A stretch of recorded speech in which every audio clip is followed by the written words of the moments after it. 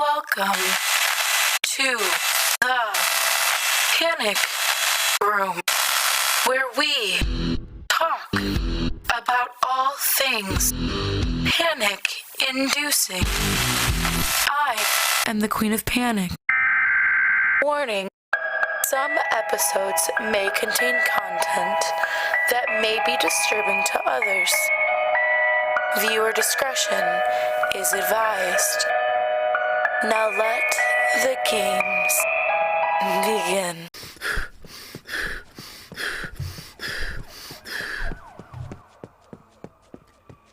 As Anthony ran down the damp and dirty alleyway, he tried to put as much distance between his old high school and his brother's corpse as possible. Eager for this new life and new journey, but also eager for one last hurrah with his brother before his departure. Andrew. He remembered his brother and the face that they have shared since birth, and all of the good times. He did not remember with sorrow, however. He remembered his twin flame as a legend, and couldn't wait to see him again to fill him in. From such a young age they did everything together, so no one was surprised when they showed interest in the same things. Sports, TV shows, you name it, and they shared it. They even shared the same obsession with serial killers, and they shared the same desire to become prolific in such a sport as hunting humans, the most dangerous prey. So, they planned, and now, Anthony was going to tell his brother what he had missed the last hour that he had been gone, in just a couple more blocks. So he ran, with a wicked smile on his face, knowing it was only a matter of time. Then, appearing as if out of nowhere, Anthony noticed a shimmer, and then there it was. It was grotesque, and staring straight at him with milky eyes, as if the thing might be blind. Huh. Weird. He thought to himself. The thing smiled a sharp-toothed smile far too big for its face, and breathed out. Its musty breath leaves heat across Anthony's face. He was far too excited and far too cocky to be scared, even if the thing was right out of a horror novel. The air around them grew thicker and darker. The once bright alleyway now was black, and he couldn't see anything around him. I wonder if anyone can see us, or if this fog only works for me. He wondered to himself, but aloud he said, Are you him? Are you the creature? Anthony asked. By now, the story of the convenience store owner had spread through the town and surrounding areas, and many people were looking to meet this mysterious creature of the dead and its potions. Is it true? His tone grew more and more curious by the second. Yes, child, It said, in a voice deep and gargled, over-enunciating its words. So you have it, then? He asked, getting straight to the point. He was running from the police, after all. He didn't care how it came off to the creature, as long as it was fast. Yes, child, It said, arms reaching forward, large claws grasping a tiny vial with luminescent green liquid inside. Its smile widened, looking more sinister with each new visible tooth. Anthony snatched the vial out of its grasp, turning it over in his hands. Huh. Okay. What are the rules? He said quickly and in a rush, ready to see his brother and excited to tell him the news. a dark soul takes a sorrowful sip, a powerful brew, and you will get your last wish. One last chance to relive it all. Beware that pride comes before the fall. Brought back for a moment to relish in hate. Your fallen brother's soul will return from hell's gates. So slumber you will to see him again. Be mindful the morning may not echo the end. Marching onward, time waits for no man. What will you do with the time in your hand? The creature growled in that gargled tone, still over-pronunciating the words. As soon as the creature finished its last word, Anthony put the vial to his lips and tipped it back until every last drop was gone. Then he ran. Once he got to the old abandoned church on the outside of town, he hopped through the old basement window, quietly but quickly walking through the debris to find a spot to fall asleep. He felt the tiredness washing over him, and he knew he needed to find a safe place to sleep while he dreamt. He found an old closet and shut the door, making sure there was no way to peek inside. He leaned against the wall, propping himself into a sitting position, and he let himself fall into slumber. Opening his eyes, he finds himself in the upper wing of the high school. He blinked a couple times, stunned. Whoa, trippy. He said to himself. Looking around, he saw blood everywhere. The term bloodbath was extremely accurate in this hellscape. His eyes traced the lockers and landed on the banner above them that was covered in blood splatter and littered with bullet holes. Dark Forest High School was the stomping grounds for him and his twin. They weren't unpopular, which is why they were perfect assailants. Their victims had no idea what was coming to them.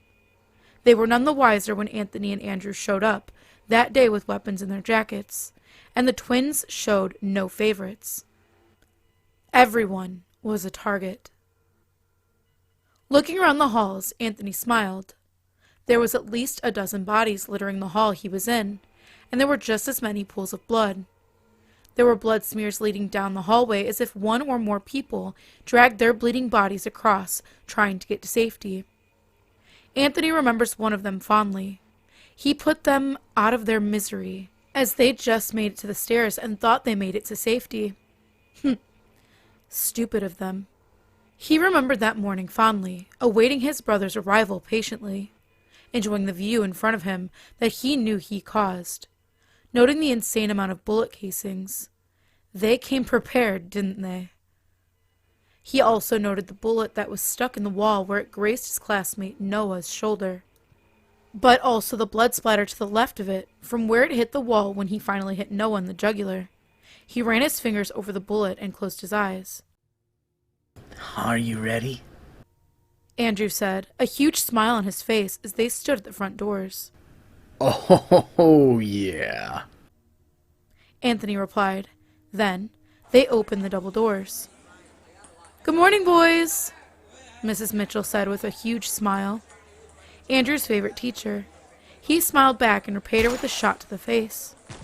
Then, they let the shots ring, and ring, and ring.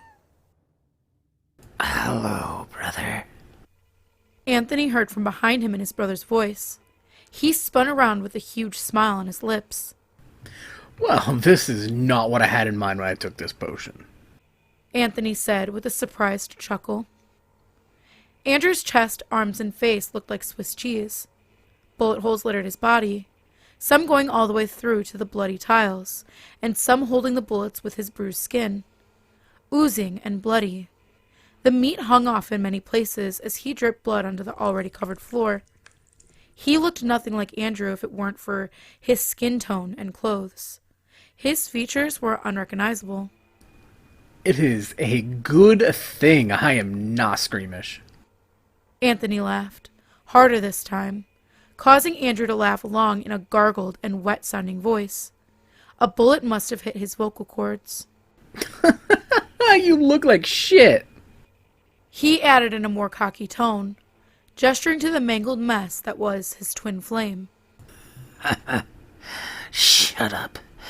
How did we do? Andrew gargled. Well, you will be pleased to know that before I came here, we were at 53 dead, 15 wounded, and counting as they located the others. Anthony said, eyes wild, an ever-growing wide grin across his face. He looked deranged. What? Really? We're gonna be famous? Andrew's gargled voice became more animated as blood started to drip down his chin and neck from the area I assumed was his mouth. The twins went in for a high five as Andrew met Anthony's with a bullet hole-filled hand. Anthony realized his arm was covered in blood splatter as well. It filled him with joy to know it wasn't theirs. Too bad you won't be on the run with me. What happened anyways? 1 minute you were meeting me at the forest line, and then I heard gunshots.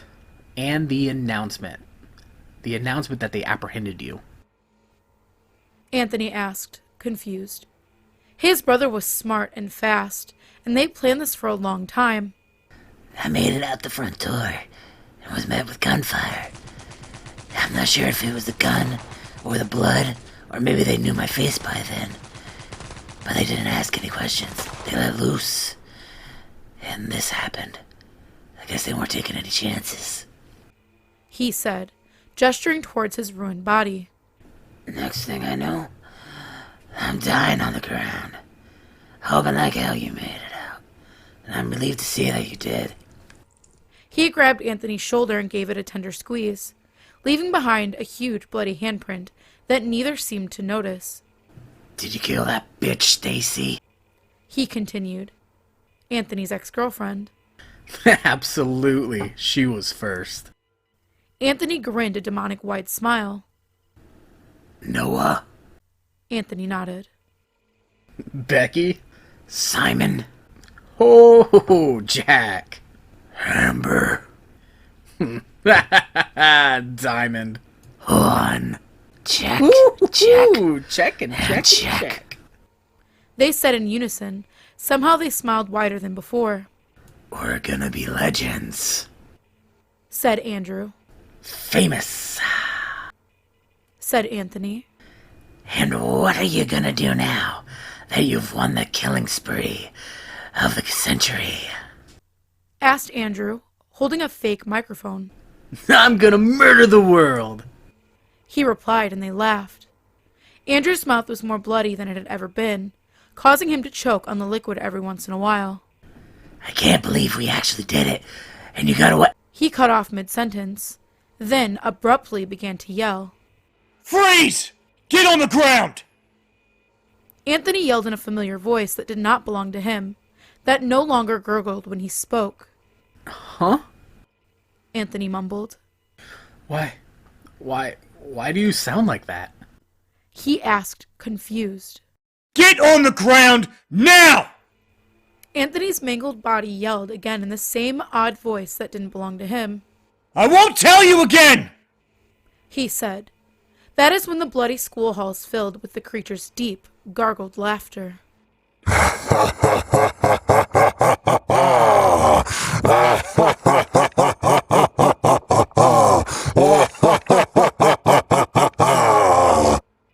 After all this dreaming, what have we learned? How does it feel to be alone in this world? With a heart so dark, it makes you so weak that you take pleasure in something so bleak. Rest now, wicked dreamer. Our time's at an end. Long live the wicked, the sick, and the dead. He awoke when the first round of gunshots entered his body, with a violent shake, locking eyes with the ununiformed police officer that shot him. You're gonna rot for what you did. The officer said, in the familiar voice his brother just spoke to him in, right before the officer let the second round kill him.